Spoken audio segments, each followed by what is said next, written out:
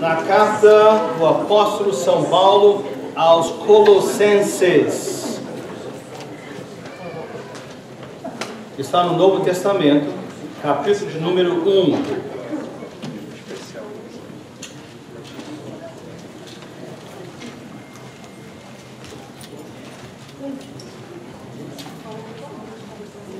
Colossenses, capítulo 1, verso número 1.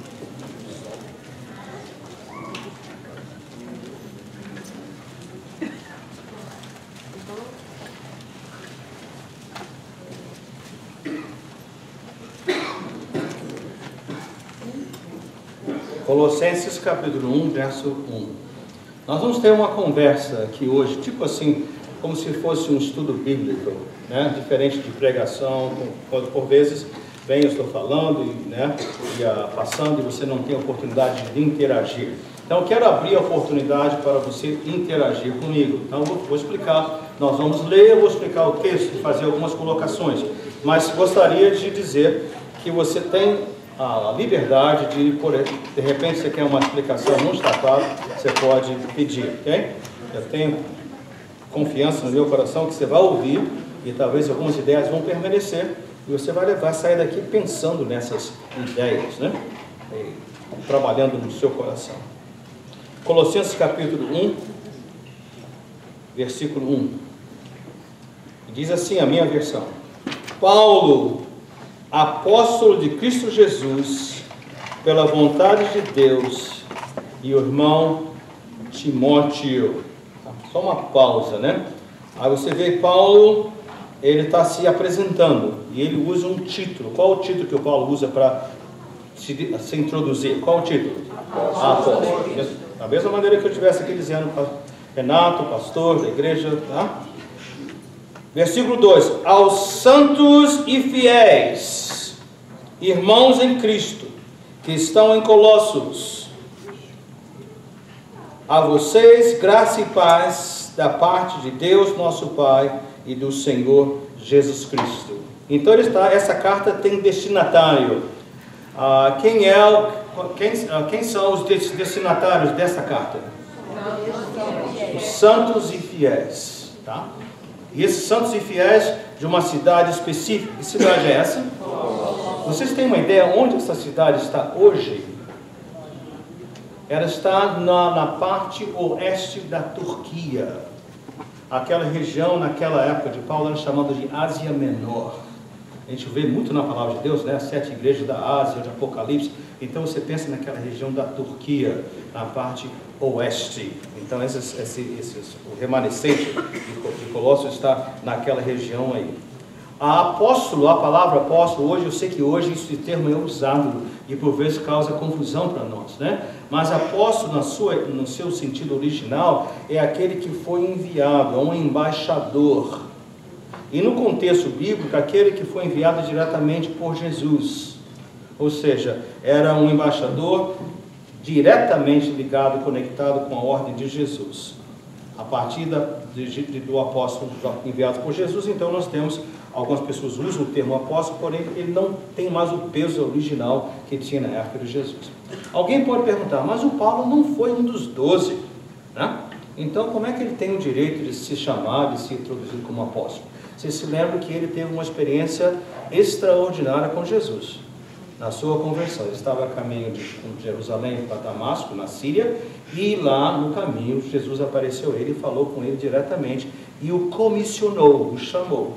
Por isso a autoridade. Então o apóstolo é o mensageiro que tem uma responsabilidade de trazer uma palavra e também tem a autoridade diretamente de Jesus para fazer. Ajudou?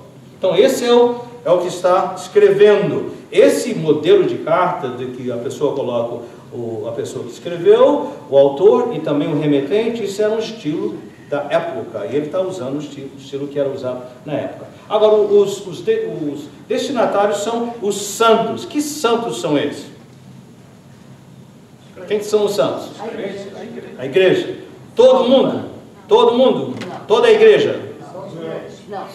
Todos os crentes. Os crentes que estavam bem, os crentes mais ou menos, os crentes, ou todos os crentes? todos os crentes. Porque a palavra santo, lá no contexto, e também até hoje, ela quer dizer separados. Você vai ouvir daqui a pouco, todos nós estamos destinados à destruição eterna. Todos pecaram. Hoje, no encontro com os homens, estavam falando sobre isso, né? Quando Adão e Eva pecaram, o pecado de desobediência, houve uma ruptura com Deus, assim, separou, já estavam fora do paraíso, e eles não podiam voltar.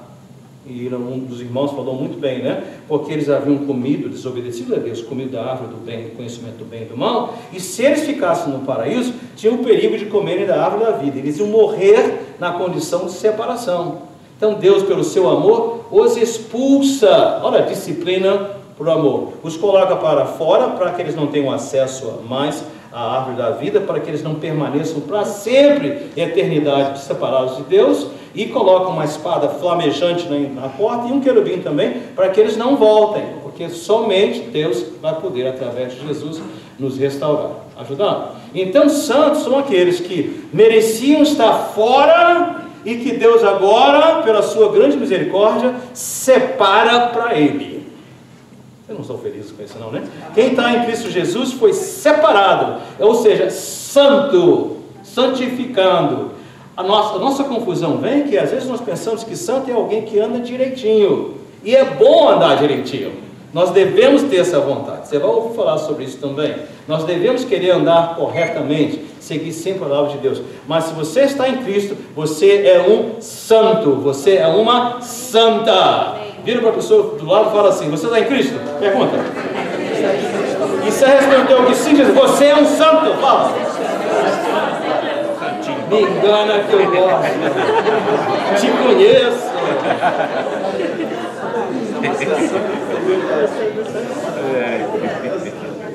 Amém.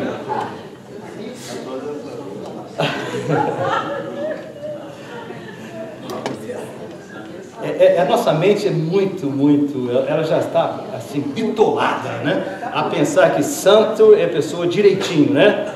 E a gente tem dificuldade de reconhecer, né? Porque quando a gente pensa assim, gente, esse miserável que eu sou, e Deus me chama de santo, né? Separado, isso quer dizer, aí dá ânimo para fazer andar direito, né? Dá vontade de andar direito.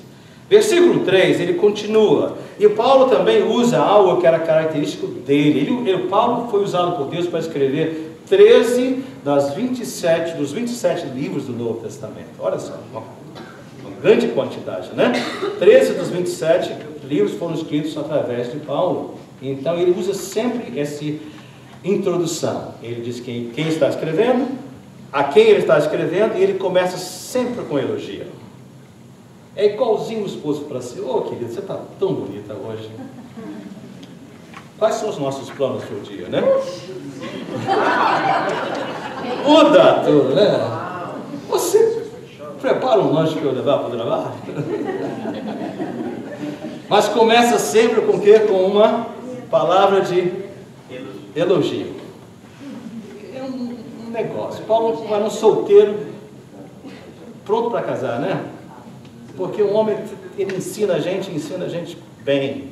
Comece sempre uma conversa com elogio, né? Mesmo que você depois tenha que falar umas coisas que não são agradáveis, mas começa com elogio. Sempre! Obviamente, não é mentira, né? Ele está procurando, existe algo bom no outro. Existe algo bom, então sempre agradecemos a Deus, o Pai de nosso Senhor Jesus Cristo, quando oramos por vocês. E ao orar, na oração de Paulo, agora na explicação da sua oração, né, ele vai nos dar algumas informações que você e eu precisamos tomar posse. Quando eu estava preparando, eu falei: Senhor, mas essa mensagem é estudo bíblico, não é assim para a gente animar e tal. Eu falei: explica, porque às vezes as coisas mais simples nós não temos, a gente perde assim, a noção do que tem. Ele diz o seguinte: ó, por que eu estou orando e agradecendo a Deus por vocês? Por que eu estou falando algo bom, sempre dando graças a Deus? Porque temos ouvido falar, versículo 4, da fé que vocês têm em Cristo Jesus. Havia, na época que Paulo escreveu esta carta para Colossenses e depois para ser lida, e até hoje, os dias de hoje, havia uma grande quantidade de pessoas ensinando que você, para se aproximar de Deus, tem que ter mérito. Você tem que cumprir certas coisas. Não é assim, não é tão fácil, não. Que negócio é esse? Qualquer um pode ser santo? Não. Então havia esses ensinos falsos. Então ele já começa dizendo o seguinte: eu estou muito feliz, muito grato a Deus pela sua vida, porque vocês têm fé em Cristo. Em outras palavras, eles estavam olhando para o passado. Ah, pastor, quem vive de passado é um museu. Não quando tem a ver com a nossa fé em Deus. O problema é nosso quando nós olhamos para a nossa fé em Deus para o dia de hoje, para nós mesmos. A nossa reputação, a nossa ficha, o dia de ontem, as escolhas que fizemos. Que ele está falando o seguinte: o crente só tem um lugar para olhar, para a cruz. Uma vez ao mês aqui na igreja de CCP, domingo que vem vamos fazer isso, nós temos aqui uma mesa, temos aqui o pão, temos aqui o vinho, né, um suco representando, né, o corpo de Cristo partido, e também temos ali o pão, né, e o vinho representando o seu sangue. Qual o propósito? Para que nós olhemos para o passado. Para fazer o quê? Nos lembrarmos. Foi por causa dele que eu fui separado para Deus, por Deus. Então, fé é essa confiança. Fé é essa dádiva que Deus nos dá de saber: Deus já cuidou de mim. Deus já resolveu o meu problema. Nosso irmão Almeida, uma semana anterior, dando o seu ensino, falou sobre religião, que vem lá do latim de religar. Depois da separação do jardim, todo ser humano fica com um buraco no ser, né? Uma ansiedade que não tem nome. Onde você for no mundo, seja nas tribos não alcançadas no Amazonas, seja lá nos mais confins da Índia, no Paquistão, na China, onde você for, que existirem seres humanos, você vai notar que eles têm algum tipo de religião, ou tentativas de se religarem com Deus. Eles sabem que algo está faltando, não sabem o que. E procuram, começam a adivinhar, né, que é Deus assim, e tudo mais, né? Então essa sensação, isso aqui para nós, é dizer o seguinte: o único meio de nós sermos religados com Deus foi através de Jesus na cruz. Ele fez isso. Então Paulo dá graças a Deus, porque vocês não estão baseados no hoje, vocês não estão inventando rituais, vocês não estão com vazio, vocês já entenderam que Deus já fez a obra de religar o ser humano com Deus através de Jesus. Ajudou? Amém. Eu estou saindo um pouquinho, não está nas minhas anotações, mas também hoje no encontro de homens, que vale a pena, né? Muito bom, 9 horas da manhã, café de graça, tem presunto e queijo, e manteiga, e café, e bolos, né? Essa coisa toda, viu, Nilson? Tem tudo isso de graça, né? E mais a comunhão. Mas alguém mencionou, um dos nossos irmãos, creio que foi o irmão Nilson, né? Que Deus trouxe essa salvação através do nascimento do ventre, né, da mulher, de Maria, né? E aquilo instalou algo na minha cabeça. Em Gênesis capítulo 3, fala-se da separação, da desobediência de Adão e Eva em relação a Deus, né? Deus falou para não comer da árvore, e eles desobedeceram e comeram. Então, no capítulo 3, lá no versículo 15, Deus está falando com Eva e Adão, né, sobre as consequências. E ele fala assim, né, da semente da mulher, né? A semente da mulher, Satanás vai morder o calcanhar, mas a semente da mulher vai esmagar a cabeça da serpente. Lembra disso? Tá. Mas a pergunta que eu faço a vocês aqui hoje, né? A mulher tem semente? Não. A minha cabeça já está respondendo. A mulher tem semente? Não. Gente, estamos aqui, não tem criança aqui nenhuma, Laurinha, desculpa aí. Sêmen, né? Sêmen, semente. Porque você precisa do sêmen para ter a criança, não é isso? Tudo bem? Não estou falando bobagem, né? Então, semente vem de sêmen, né? E a mulher tem semente? Não. Por isso, o nascimento virginal. Você sabe por quê? Porque não foi semente de um homem. Porque se fosse semente de um homem, ela já vinha corrompida pelo pecado. E foi o Espírito Santo de Deus que impregnou. Isso arrepia tudo, né? Então sai do ventre humano um ser que foi gerado pela semente divina. Ajudou, gente? Tremendo isso aí, né?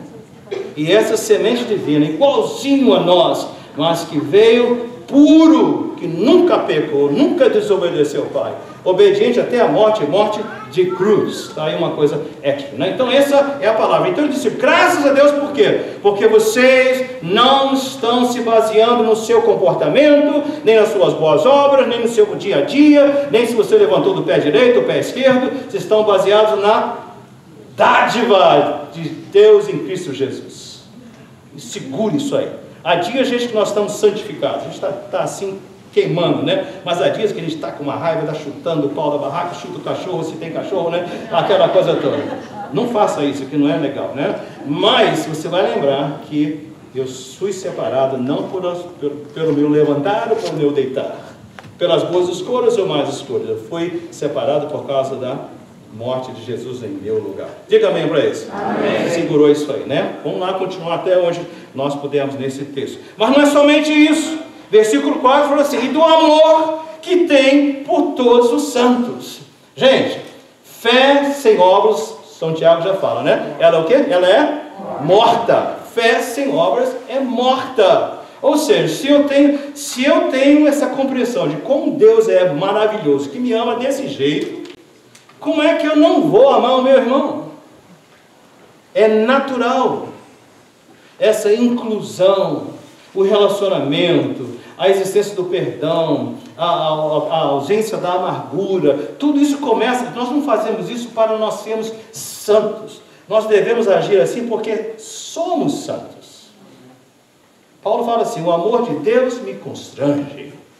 Constrangir não é que ele obriga, ele me motiva. Como é que eu não vou amar se Deus me ama desse jeito? Então, ele está olhando de algo passado para ser santo, olhando para o presente, para o resultado do passado. Ajudou? Eu espero que não esteja complicando para você, né? Então o amor é presente. E é tão bom, e ele está tão alegre, e ele fala no versículo 5, por causa da esperança. Agora a esperança é passado ou é presente? É o quê? Futuro. Esperança é porque não aconteceu ainda. Então ele está dizendo, da esperança que ele está reservada nos céus, a respeito da qual vocês ouviram por meio da palavra da verdade do evangelho que chegou até vocês. Em outras palavras, ele está dizendo, olha gente, eu estou muito feliz, porque a sua fé está baseada no passado, ela está visível no presente, e vocês já estão celebrando o futuro. Não sei quantos de vocês acompanham esportes, né? Eu gosto muito de esporte, tem que ter muito cuidado, porque se bobear vira vício, né? Tem que ter muito cuidado para não desligar, principalmente aos domingos, né? Por isso que as férias foram boas, né? Eu tinha escolha de que culto assistir, eu assisti o culto das 9 da manhã. Para quê? Para poder assistir o jogo de futebol o dia inteiro. já fui à igreja, o Senhor já me viu, né? Vamos lá. Então, bem tranquilo. Então, a gente tem que ter cuidado com isso. Mas, em esportes, em competição, a gente celebra quando? Quando ganha o campeonato ou antes de começar o jogo? Quando se ganha a partida. Quando se ganha a partida. Com exceção do evangelho. Não é fácil fazer, porque nós já estamos condicionados a celebrar depois. Mas o Paulo está alegre porque essa gente está celebrando antes. A celebração vem antes. Depois, lógico, a gente celebra. Deve celebrar. No céu vai ser uma festa 24/7, por eternidade.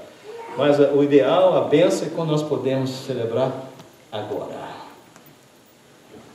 Nós não estamos numa batalha que a gente não sabe o resultado. Já sabemos quem é o vencedor. Jesus já ganhou, já resolveu, Deus ele triunfou. Então essa alegria tem que encher. Por isso ele está alegre com eles, porque eles estão. Versículo 6, ele acentua, né? Por todo o mundo este evangelho vai frutificando e crescendo, como também ocorre entre vocês, desde o dia que ouviram e entenderam a graça de Deus em toda a sua verdade. Meu amigo Matoso, aliás, se vocês precisarem de um pintor, tá? De um jardineiro, pode falar com o Matoso, viu?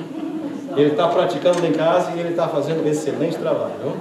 E a gente está aprendendo, né? E esse moço conversa muito, né, Matoso? Ele gosta de conversar. Quando eu estou com ele, a gente conversa bastante. Quando eu posso, a gente vai lá, conversa um pouquinho, né?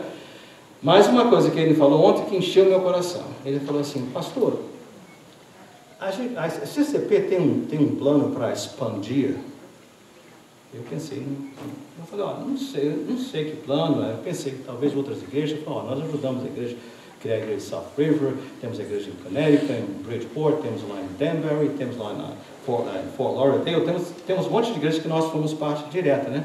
Ele falou assim, continuou falando, porque a CCP é tão boa, tem um negócio tão bom ali, que mais gente precisava saber isso. Amém. Foi o meu presente de Natal, né? Ele vai ganhar um presente de Natal só por isso. Mas agora vamos usar. Ele estava de uma maneira, sem premeditar, profetizando, não é isso? Porque a existência do amor de Cristo nos laços que cria esse ambiente, ele precisa frutificar. E fruto não é necessariamente conversões em massa, é bom, pode ter muita gente se convertendo, mas pessoas serão atraídas para a fé. Com a liberdade, né, aqui desse momento, hoje nós conhecemos no encontro de homens um senhor português chamado Antônio, né? E esse Antônio veio porque ele foi fazer um trabalho na casa do nosso Almeida, estavam ali, na conversa foi, né? Houve uma troca de palavras, de conforto mútuo, e ele foi para casa, falou para a esposa que tinha sido palavras abençoadíssimas, né? E foi convidado para vir. Quem apareceu aqui hoje? O Tony. Estava ali. Então o que faz isso? É isso que atrai. Esse frutificar é que essa alegria do que Cristo fez por mim, ela transborda em relacionamento.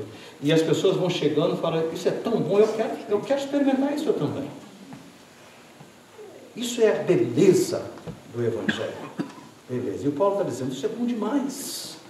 Alegra o meu coração e alegra o coração de Deus. Eu vou pular um pouquinho porque eu quero enfatizar alguns versos lá mais adiante. Mas o versículo 7, ele vai falar do assistente, né, que está com ele, né? E ele vai no versículo número 9, ele vai dizer assim para nós, olha, e na minha oração eu dou graças a Deus, mas eu também estou pedindo a Deus, tenho pedidos específicos a seu respeito. Eu gostaria que nós ouvíssemos, porque da mesma maneira que ele estava orando, eu creio que eu preciso orar por vocês dessa maneira, nós precisamos orar uns pelos outros dessa maneira.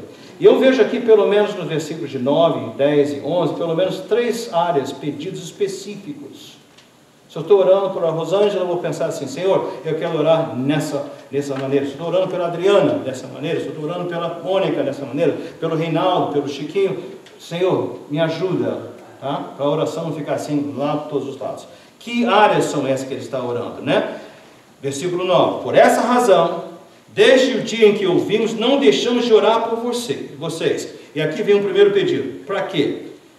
Que sejam cheios do pleno conhecimento da vontade de Deus. Senhor, concede que o meu irmão, a minha ovelha, meu cônjuge, meu amigo, meu companheiro que é santo, também separado por Deus, esteja cheio do pleno conhecimento da vontade de Deus. E ele acrescenta, né, com compreensão e sabedoria, entendimento e sabedoria. Porém, a ideia é a seguinte, Senhor, eu oro para que o Elivaldo esteja cheio do conhecimento de Deus. Óbvio que o conhecimento de Deus vem pela palavra, o conhecimento de Deus vem pela ação do Espírito de Deus, né, que ilumina, tá? Mas a minha oração está, Senhor, move meu querido, move a minha querida, move meu amigo, move a minha amiga, Senhor, para que eles sejam cheios do conhecimento de Deus. Porque mais você conhece a Deus, maior vai ser a sua segurança, maior vai ser o seu conforto, maior vai ser o seu desejo. Oh, gente, isso é maravilhoso demais para mim. No Salmo 139, lá o salmista vai falando de Deus, né, como ele é maravilhoso. Olha, gente, não há lugar que eu possa me esconder dele, ele está em toda parte.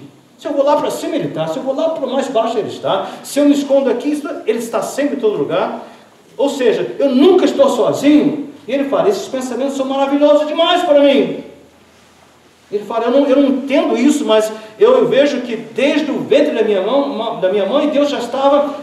Ele me teceu de uma forma maravilhosa. Eu não sou um acidente, eu sou resultado de um fruto de amor. E Ele escreveu todos os meus dias, quando nenhum deles estava escrito ainda. Isso é maravilhoso, maravilhoso demais para mim. Então, mais se conhecer a Deus, mais empolgado você vai ficar. E o Paulo ora, Senhor, que cada um, que o Paulo, a Nilcilene, que o Júlio, que a Jorge, conheçam mais do Senhor. Tenham conhecimento. Esse é o primeiro pedido. Já imaginou nós oramos um pelos outros dessa maneira? Que coisa tremenda. Tá? Aí no versículo número 10. E ele diz assim, e ao serem cheios desse conhecimento, né? Ele diz assim, isso para que vivam de maneira digna do Senhor e agradá-lo. E agradá-lo.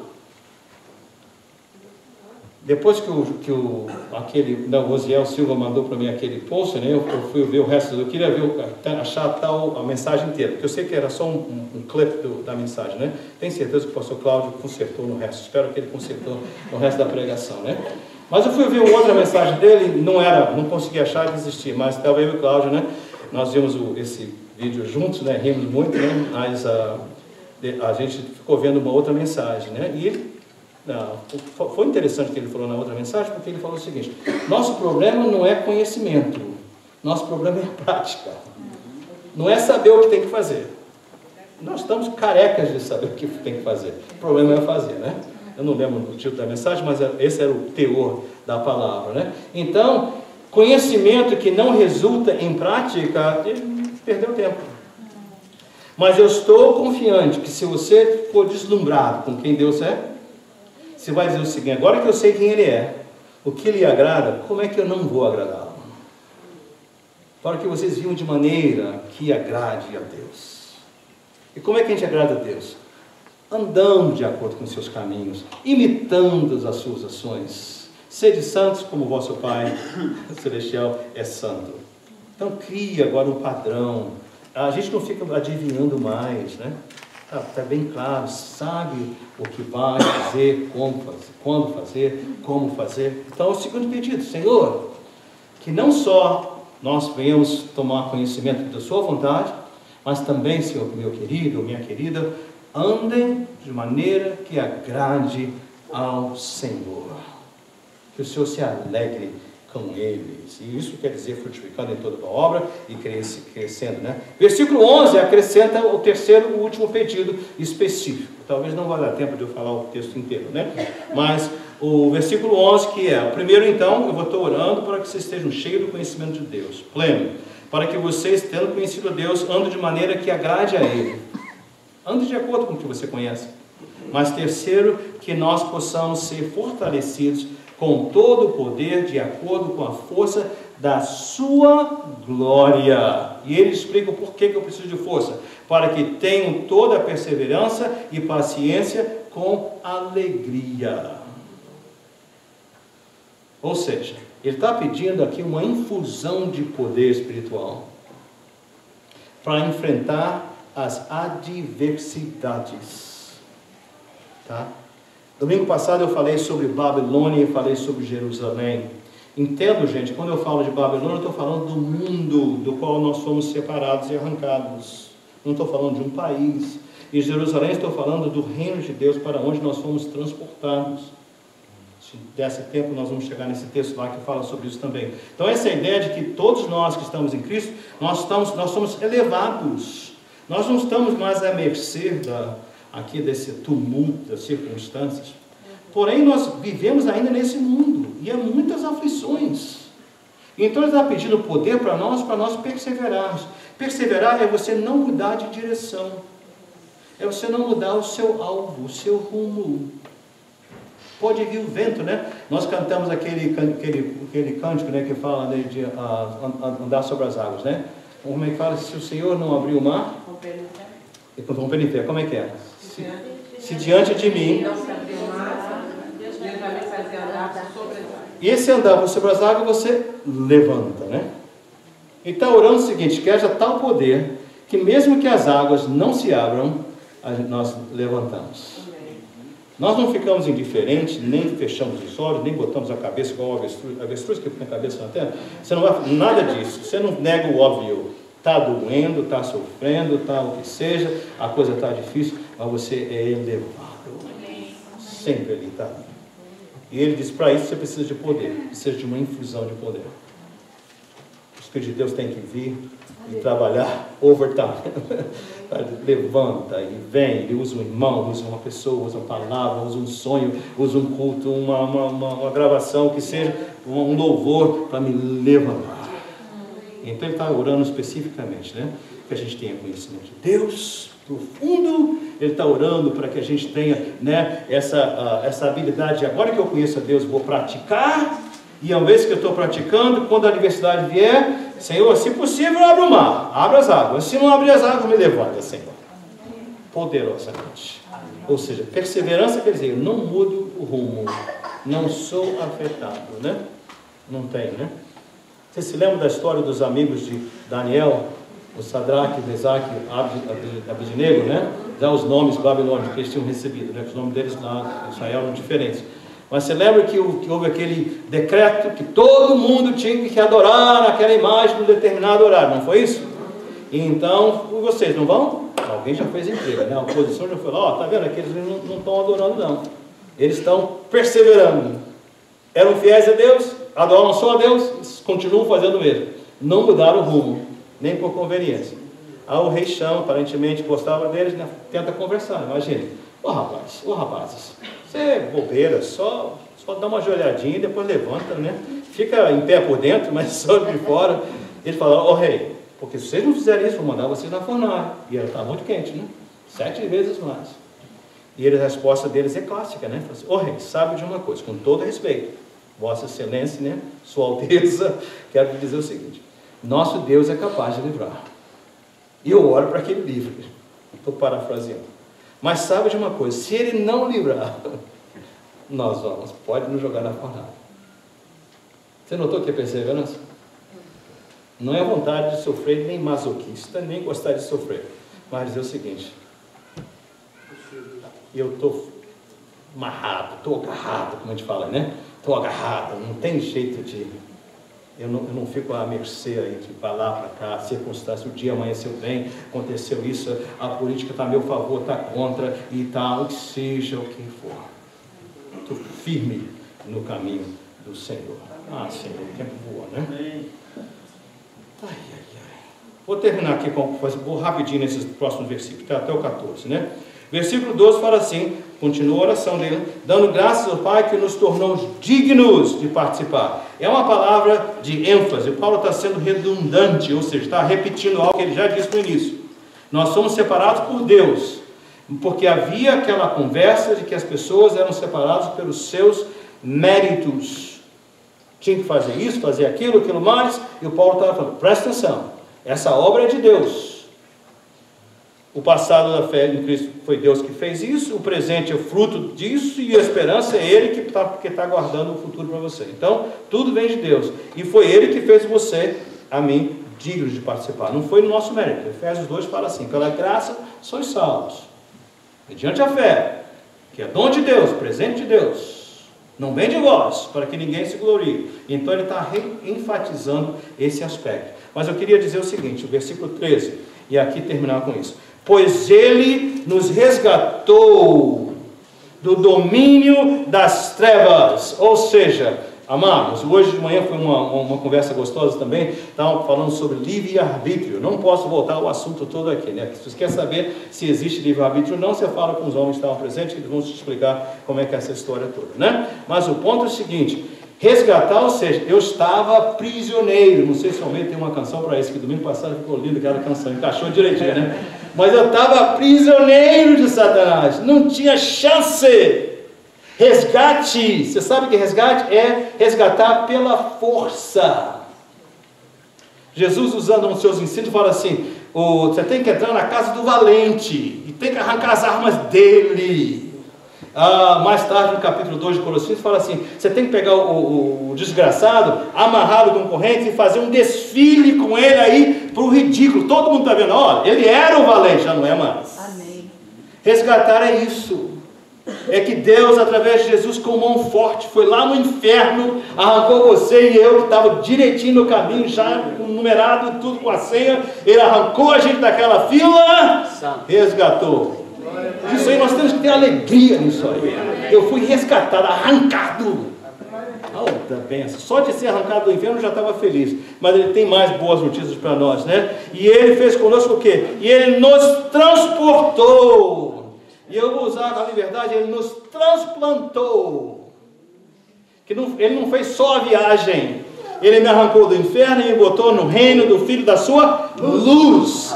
Lá trevas, aqui luz. Agora eu sei onde eu estou indo, eu sei de onde vim, eu sei quem está comigo, eu sei para onde vou. A coisa anima, gente, isso é demais. E eu quero encerrar com mais 2 observações. O grupo de louvor pode vir para nós encerrarmos. E ele fala assim para nós, né? Em quem temos a redenção. Redenção quer dizer o seguinte: olha, paguei o preço. O preço está pago. Eu sei que foi pago um alto preço. Está pago. Não tem dívida. Não preciso de nada mais. E perdão dos pecados. Ou seja, acabou a dívida. E perdão quer dizer o seguinte: acabou a culpa. Irmãos, é difícil para muitos de nós nos desembaraçarmos do passado. Às vezes as pessoas perguntam, né? Porque muito tempo sem ir ao Brasil, quando voltava, você fala da sua vida de pecado, como é que você era lá, não sei tudo mais. Gente, é quase difícil, porque eu falo assim, mas aquela pessoa já morreu. Aquilo já acabou, já não é mais. Agora eu sou uma nova criatura. É como você está falando de uma terceira pessoa, porque a culpa já foi embora. O Senhor não só arranca violentamente das trevas, coloca na luz, Ele paga o preço, que é o seu próprio sangue, e Ele também, passa assim, não é nem esponja, não dá, Ele lava nossos pecados, ele diz, dos seus pecados não vou lembrar mais. Agora eu sou uma nova criatura. Quando o diabo vier falar para você que você era, que fez, que aconteceu, você tem razão, eu fiz tudo isso. Mas Jesus me arrancou com mão forte das trevas, pagou a dívida e me transplantou para o reino celestial e Ele tirou a culpa. Então você, desgraçado, vai culpar outra pessoa, porque eu estou livre, sou uma nova criatura em Cristo. Em tempos como esses, amados,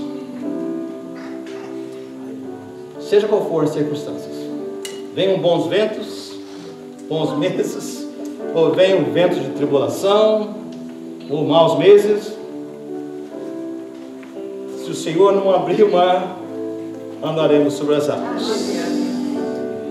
Porque nós estamos firmados no passado, o que Ele fez para nós. Já fui separado, estamos dando fruto no presente. E nós estamos com a esperança naquilo que ouvidos não ouviram, nem olhos viram, que Deus tem preparado para aqueles que perseveram. Então nossa ordem é uma e única, quer dizer, marcha. Nem direita, nem esquerda. Firme para frente no caminho do Senhor. Em nome de Jesus. Amém. Vamos ficar de pé. Louve o Senhor.